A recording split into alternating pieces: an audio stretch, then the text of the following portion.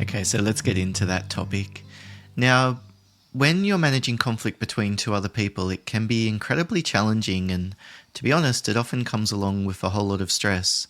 One of the things that we tend to find the most stressful is when we have a high level of responsibility, so we feel responsible for a problem, but at the same time, we have a low level of autonomy or ability to influence the situation.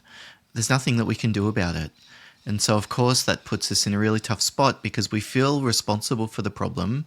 We care about our staff. We can see the impact it's having on other members of the team, on the business. But there's no quick fix. There's no magic wand that we can wave. And that's one of the things that ultimately, if it's left unaddressed, can contribute to burnout. So it's a very stressful time. So when you're in those kind of situations, the first idea that you should really keep in mind is just looking after yourself. It's going to be tough showing up and being the best version of yourself. So make sure that you're taking time out, recharging, preparing for difficult conversations, resetting after you've just had a difficult conversation, because the last thing that you want is to carry that. Effectively, it's a build-up of trauma, I guess, into the different conversations and interactions that you have.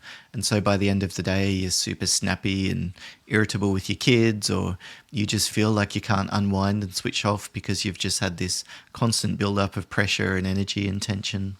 So find a way to release it, look after yourself.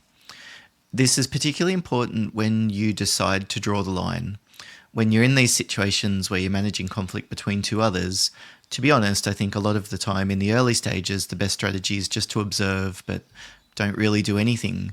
I think a lot of the time people need a chance to figure it out on their own. And so if you decide not to jump in straight away, I can certainly understand why you might do that. But at some stage, it will reach the point where you've decided that enough's enough. It just can't continue the way that it is. And so you've decided to put in place some boundaries, or maybe enforcing boundaries for the first time. And so focus on what you can do in those situations, which, to be honest, is probably predict. You know the people involved, you know the situation, so you probably have a rough idea of what to expect, which means that then you can plan. So we predict, then we plan. We think about the options, we figure out the best way to have this conversation, the best way to respond. What will we do if they don't do what we're asking them to do? What will they do if they refuse to take, what will we do if they refuse to take on any responsibility, etc.? And then prepare. So predict, plan, and prepare. That's what we need to focus on at that stage when we're putting boundaries in place. We might get carried away obsessing about that we want a quick fix or what we want them to do or we need them to do. But our part in that will be predict, plan, to prepare, and then execute. And take it seriously. These are challenging situations. I almost think one of the reasons why people don't prepare is that they have an assumption that it just comes easy to others.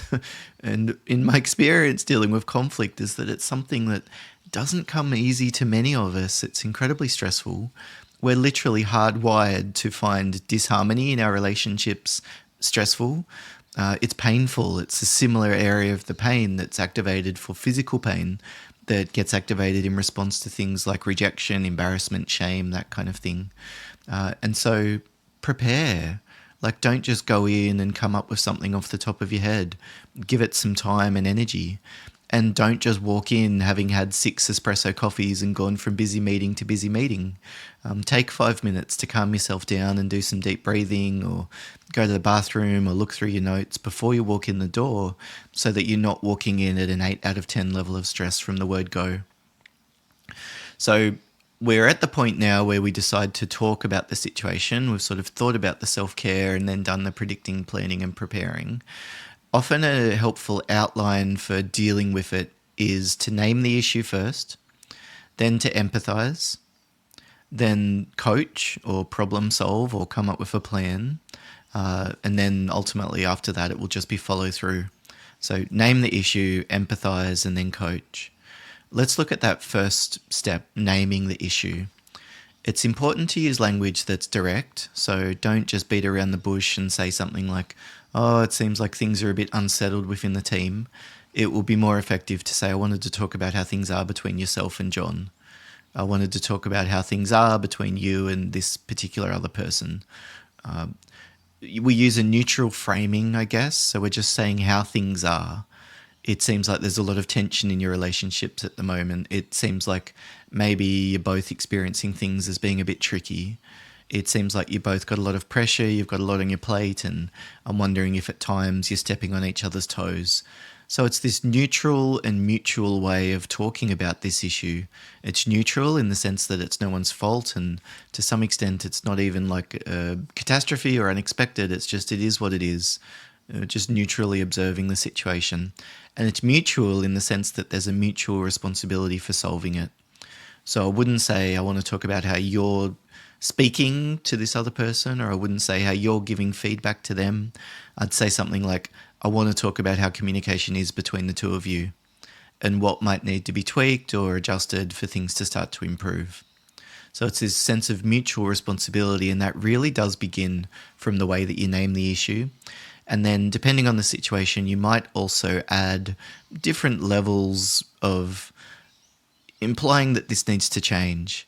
Like, this is unacceptable, this isn't going to work moving forward, this needs to be different, I just want to check on where things are up to, because the last thing that we want is problems to start to creep in your working relationship. So from the word go, I'm saying I want to talk about this because it needs to be different. I'll give you a couple of examples. You could say something like, look, I want to talk about how things are between yourself and Jane. I know she's a lot younger than you, and I'm sure that some of the things she does pushes your buttons or gets under your skin. At the same time, it's important that the two of you can find a way to work together. And given the fact that you're in a team leader role, I would expecting you to take a first step in this type of a process. So I'm saying I want to talk about how things are with you. I know that she's contributed something. It's probably pretty difficult. You're flat out at work. It's not surprising, I guess, that the two of you rub each other the wrong way at times. At the same time, I wanted to talk about helping things to start to improve moving forward. As another example, you could say something like, look, I know things between you and Jake are really strained right now, or there's a lot of tension right now, or things are difficult in your working relationship. It seems like it's causing you both a lot of stress. And what, from my perspective, I've observed is that something needs to shift, because this situation is untenable moving forward. So things are strained between you and Jake. It's causing you both a lot of stress. It seems like something needs to shift. What's your take on the situation? So we name the issue, and then the next step is empathy. And that often starts with exploring and then involves acknowledging. So if we break that empathy process down into explore and acknowledge, exploring is often the questions that we ask, the way that we open up the conversation, the prompts that we give that get the other person to keep speaking. Acknowledging is where we play back or name or summarize or just, validate some of the emotions or negative impact or efforts that the person's made or energy levels, etc. So at the beginning, you could just ask something general, like, what's your take on the situation? What's your perspective? How do you see things? What are you finding at the moment from your point of view? And it's really just this neutral, curious way of saying, what's going on from your perspective? Can you fill me in a bit on what you're thinking and what you're feeling? Open-ended questions are fine. How did that play out? What was that like for you? How did you respond when that happened? These kind of questions, they're particularly helpful, and they're called open-ended questions because the other person can answer in any number of ways. Closed-ended questions, though, can still be really helpful, and they're good. They're perfectly fine. The problem is that if you ask too many closed-ended questions, so I'm talking about questions that are like yes and no, or when did that happen? These types of questions. Did you talk to him or him? There's a limited number of possible responses there. That's why they're called closed. And if you ask too many closed-ended questions in a row, it tends to start to feel like an interrogation. So a closed-ended question like, have you had a chance to talk to him about this yet? I think that's helpful because it's very specific and it gets the other person to focus on a very specific thing. Like, there was an opportunity to talk to the other person about it and they haven't done it. Or is that a way that they've contributed to it? Or how is this, the fact that it hasn't been discussed meant that things have started to get worse behind the scenes. So closed-ended questions are really helpful for bringing focus to a particular area, or sometimes you do just need a particular bit of information.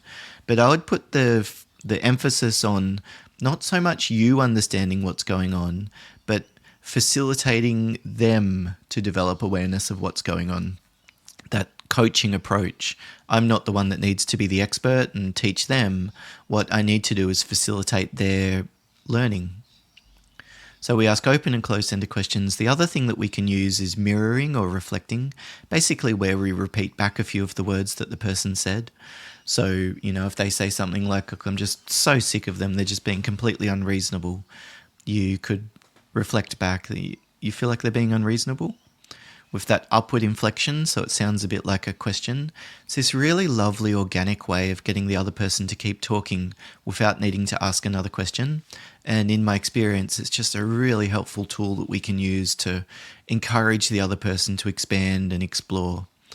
And then after they've shared a bit, we would just acknowledge it. It sounds like things are really tough right now. It sounds like that's been really draining. It sounds like that's actually caught you off guard. You hadn't experienced this with other people you've had to deal with. It sounds like you've found this all really frustrating. It's just summarizing what they've told us. And then the final step is to coach. We're helping them to develop a plan, helping them to get clear on what they're aiming for, and helping them to take a step in that direction. So if our goal then is to coach them around what they can do, first we need to ask them about what kind of relationship they need. So literally we can just say to them, look, what kind of relationship do the two of you need to have together for this kind of problems to start to minimize? You could say to them, look, you don't have to be friends, you don't need to be mates, you don't need to be buddies. But at the same time, if the two of you can't speak to each other, that's not going to work given the fact that you're in the same team. So could you help me understand from your perspective, what would just an appropriate, respectful, professional relationship look like, just from your point of view? So I'm saying to them, what are you aiming for here? And that's sometimes quite enlightening for people to realize that they don't need to be friends. It's particularly important if they were friends previously and then there's been some kind of a falling out or an incident or something like that. So saying to them, look, what actually are you aiming for? What's the minimum viable communication or closeness or whatever else it is for this to be okay? Let's not worry about fixing it and going for the gold star absolute perfection. What's a good enough version of reality? And then we start to shift our focus on aiming for that. Then I often just ask questions around options. What could you do? What have you thought about doing? What have you tried when you've been in these kind of situations previously? Who do you know who's really good at dealing with these kind of issues? What would they do in this kind of a situation?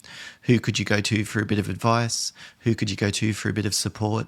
So I'm not the one that comes up with the answer, but I'm encouraging both of them to think through what do they need to do here. And in part, that will be to do with what they need to do with the other person. Like, I guess I should clear the air or ask them what's going on or give them a bit of empathy or let them have a vent or apologize or, maybe there's some things they need to do with the other person. But it might also just be things for themselves. Like, yeah, look, I realize, probably having a bottle of wine a night's impacting my sleep, which isn't helping. I need to rejoin the gym or something. I don't know. It's up to them, but you might find that they come up with options or steps they need to take that don't actually directly involve the other person going to see counselling, whatever. The final step after we've gone through the options is to help them to develop a plan. This often starts with a question like, what's your next step, or where to from here, or given all of that, what would be a starting point for you?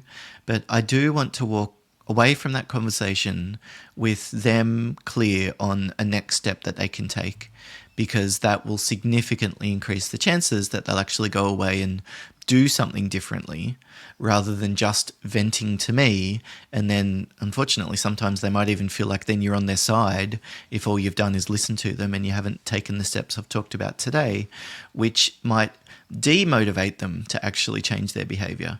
Because if they think that Simon agrees with me and he's after all the big boss here, then, he's going to fix it. He's going to tell the other person why they're completely wrong. So, of course, why on earth would they ever think about doing anything in that kind of a situation?